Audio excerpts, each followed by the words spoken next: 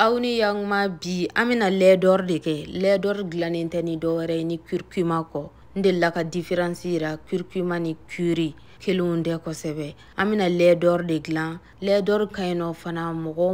munu ta fe ka poids bata ani fana abese ka mogo deme munu ba fe ka poids perdu ina fo ne ni mano bina mi o kunde la wa nafa wɛrɛ caman kolokololen do ala min do shi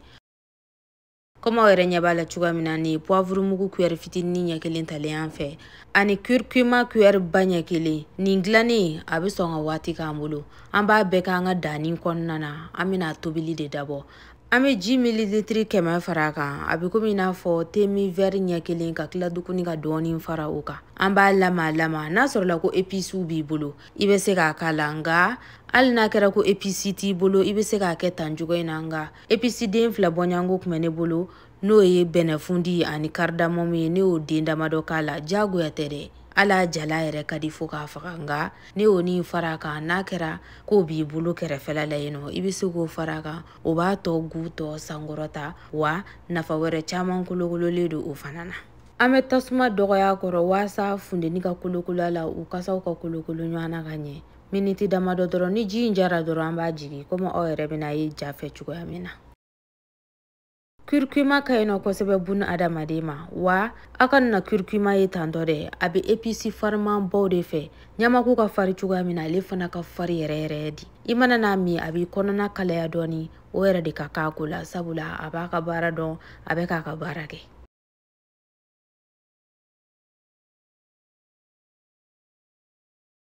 Comme aw yɛrɛ ɲɛ b'a la jala cogoya min na a ji bɛ jiginna ka bɔ a kɔrɔ an b'a lama dɔɔni dɔrɔn ka sɔrɔ k'a jigin ka bɔ ta sanfɛ an b'a yɛlɛma verre dɔ kɔnɔna na an ka verre sanumani kolen jɛlen nin min dilannen filɛ nin a bɛ se ka waati k'an bolo frigo kɔnɔna na i n'a fɔ semaine 1 bɔɲanko an bɛna an ka nɔnɔ kalaya sisan ale de ni nɔnɔ ka di lait d'or aw yɛrɛ ɲɛ t'a la fɔlen do ko lait d'or ya o tɛ nɔnɔ ye de n yɛrɛ bɛ dɔɔni faamuya sisan faransɛ k'a la koyi ni maa n'o ye n dege o la an b'an ka nɔnɔ kalaya i bɛ nɔnɔ kalayali ko in kɛ k'a bɛn i yɛrɛ sago ma ne bɛna n ta wɔlɔkɔ dɔɔni dɔrɔn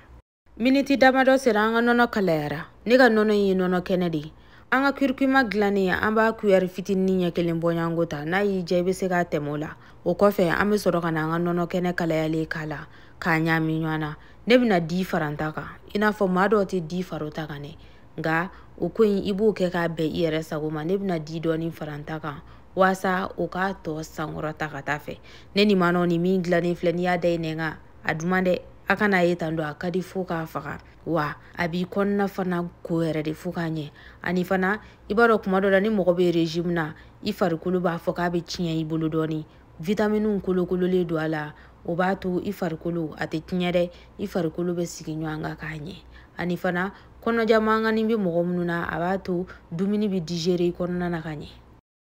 maa dɔw b'a ale min sɔgɔmada yanfɛ fan fɛ nka maa caman b'a fɔ k'a sufɛla yanfɛ fa de ka ɲi kosɛbɛ a y'a partager aw bisimila